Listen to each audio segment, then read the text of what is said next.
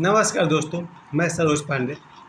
बांग्लादेश में जो इन दिनों हो रहा है, क्या वो भारत में भी हो सकता है?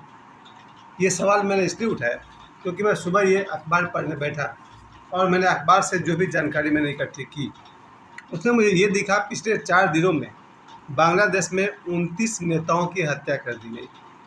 29 लीडर्स की हत्या कर दी गई जो शेख हसीना जी की पार्टी के थे। इसके अलावा 450 थाने जलाए गए। एक्टर शांतो खान और उनके पिता खान की पीट पीट कर हत्या कर दी गई। राहुल आनंद जो सिंगर हैं, उनके 100 साल पुराना मकान को जला दिया गया और भी बहुत सारे घरों को तबाह किया गया है। यहाँ तक कि महिलाओं के साथ, बेटियों के साथ दुर्व्यवहार भी किया गया है, मतलब शायद किया जा रहा है। ये जो बांग्लादेश में जो स्थिति हो रही है, उसको देखकर मुझे समझ में आता है कि 17 करोड़ की आबादी का ये देश, उनमें से 5 लाख लोग मैदान में उतर गए, ऐसी हरकत कर रहे हैं।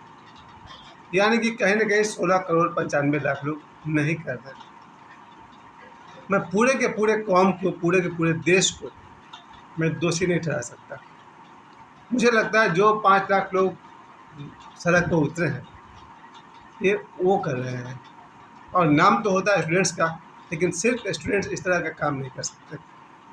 ज़रूर इसके पीछे कोई न कोई साजिश है, कोई न कोई काम कर रहा है। ये स्थिति भारत में आ सकती है, ऐसा संदेह आज हर जगह उठाया जा रहा है।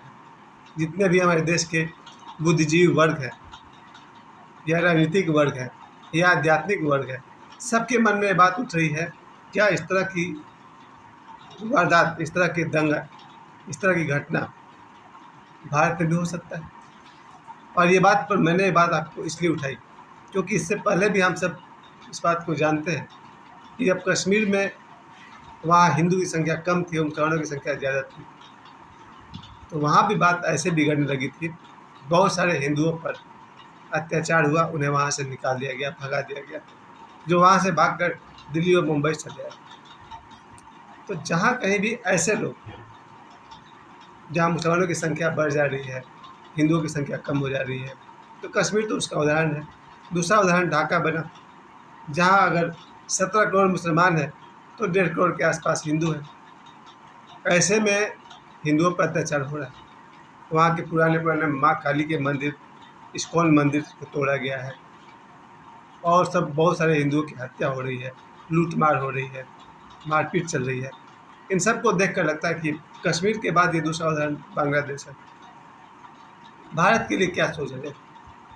भारत के लिए तो मैं पहली बात यही कहूँगा कि यहाँ के जितने भी लोग हैं, भारत के नागरिक हैं, अगर वो समझ सकें, मैं तो ये भी कहूँगा कि बांग्लादेश में जो लोग ये काम कर रहे हैं, क्या वे अपने ही देश को कमज़ोर नहीं कर रहे?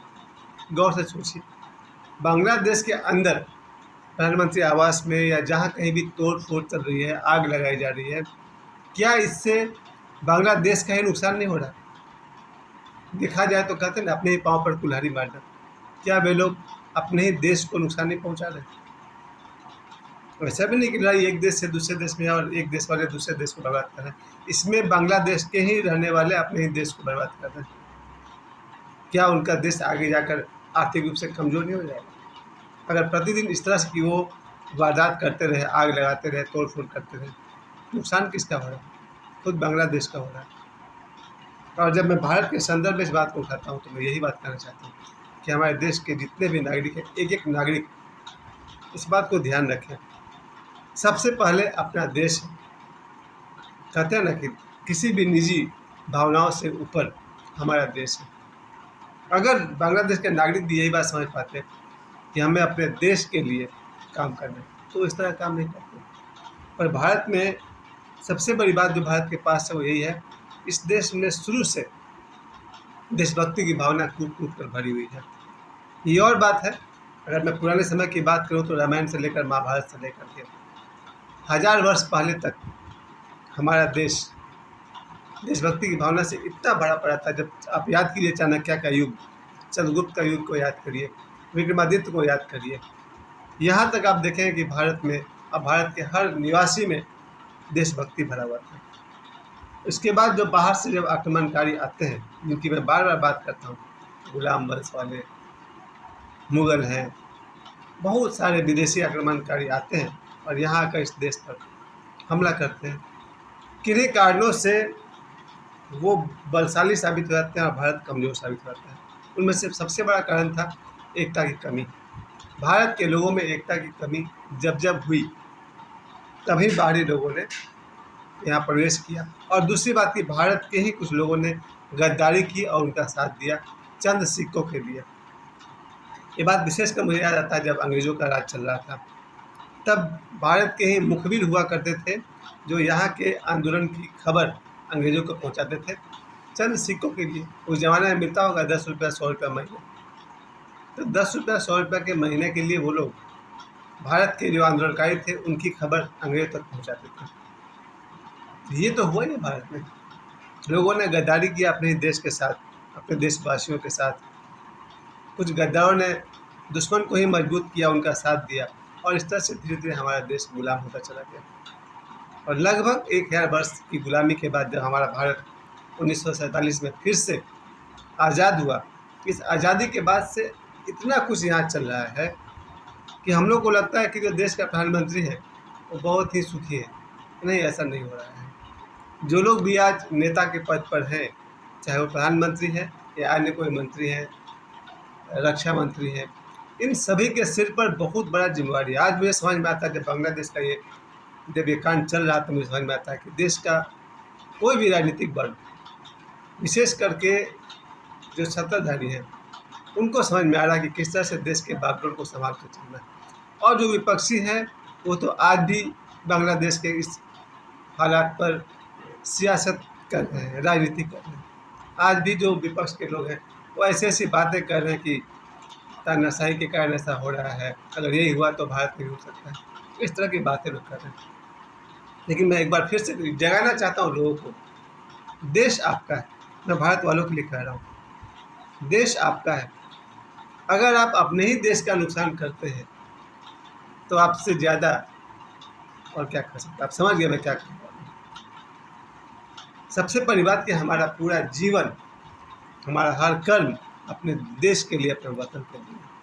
मैं कभी नहीं मान सकता हूँ कि भारत में ऐसा कुछ होगा, क्योंकि भारत के हर बच्चे को उसकी माँ अपने दूध के साथ साथ ये संस्कार भी पिलाती है कि सबसे पहले देश है। अगर देश के लिए अपने माता पिता को भी त्यागना पड़े तो हमारे देश के फौजी भाइयों ने त्यागा है। जब कोई फौजी भाई अपने देश के बॉर्डर पर लड़ने आते हैं, उन्हें अपने माता पिता पत्नी बच्चों का मोह छोड़ना पड़ता है और वो भारत माता के लिए हंसी खुशी छोड़ के जाते हैं। देश का अगर कोई सबसे बहादुर वर्ग है जिनके कंधे पर पूरी जिम्मेवारी है, वो है हमारे फौजी भाई। फौजी भाइयों ने अपने माता से बढ़कर भारत माता को स्नेह किया, प्रेम किया। यही भावना, और फौजी करोड़ों ऐसे नौजवान हैं जो फौजी बनना चाहते हैं, किसी कारण से उनका नहीं हो पाता, लेकिन उससे उनकी देश की भावना तो, देशभक्ति की भावना तो समाप्त नहीं हो जाती। और दूसरी बात कि मैं ये भी कहना चाहता हूँ कि बांग्लादेश में जो लोग ये काम कर रहे हैं, क्या वे शिक्षित नहीं हैं? वो 5 लाख लोग जो सड़क पर उतरे हैं, क्या सारे के सारे अनपढ़ हैं? नहीं, अनपढ़ तो नहीं होंगे, पढ़े लिखे भी होंगे। क्या फ़ायदा ऐसी शिक्षा का जो आपको न मानवता सिखा पा रही है और न राष्ट्र प्रेम। जिसके शिक्षा में राष्ट्र प्रेम नहीं है, जिसके शिक्षा में मानवता नहीं है, कैसे शिक्षा पा रहे हैं नौजवान? और संस्कार की तो बात ही मत करिए। अगर संस्कार की बात होती, जो उन्होंने मूर्ति तोड़ा है मुजीबुर रहमान साहब को, जो कि कहा जाए कि बांग्लादेश के अगर उन्हें निर्माता कहा जाए, फाउंडर कहा जाए तो कम है। तो मैं तो कहूँगा जो लोग भी 4-5 लाख लोग जो मैदान में उतरे हैं दंगाइयों में से, न तो उनके पास शिक्षा है, न उनके पास संस्कार। यही बात मैं भारत के संदर्भ में वापस करना चाहता हूँ। भारत के एक एक बच्चे में शिक्षा भी है और संस्कार भी है। और कल भी मैंने अपने वीडियो के अंत में कहा था और आज भी कहता हूँ, भारत गौतम बुद्ध का देश है और यहाँ पर लाखों नहीं करोड़ों लोग प्रतिदिन सुबह योग और ध्यान करते हैं और विश्व का कल्याण हो ऐसी मंगल कामना करते हैं। हमारे देश के नागरिकों के पास शिक्षा भी है, संस्कार भी है, देशभक्ति की भावना भी है। हमारे देश में अगर 5 लाख लोग गलती से भी बांग्लादेश वाली गलती दोहराएंगे तो फिर 140 करोड़ लोग यहाँ जो देशभक्ति की मिसाल है उनके सामने क्या दिखेगा। अगर 99% लोग देशभक्त हो जाएं तो फिर 1% वाले की औकात ही क्या है। जो देश में दंगा फैला सके। इसलिए मेरी अपनी ये भावना है और मंगल भावना है, हमारे भारत को ऐसा कुछ गलत नहीं होगा जो आज बांग्लादेश में हो रहा है।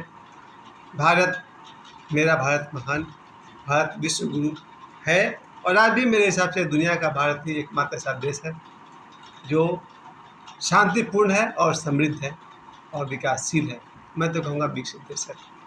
मुझे समय देने के लिए आप सभी को बहुत बहुत धन्यवाद। मैं फिर से कामना करता हूँ बांग्लादेश में जल्दी से जल्दी शांति कायम हो, मेरी शुभकामनाएं। मेरे समय देने के लिए आप सभी को बहुत बहुत धन्यवाद।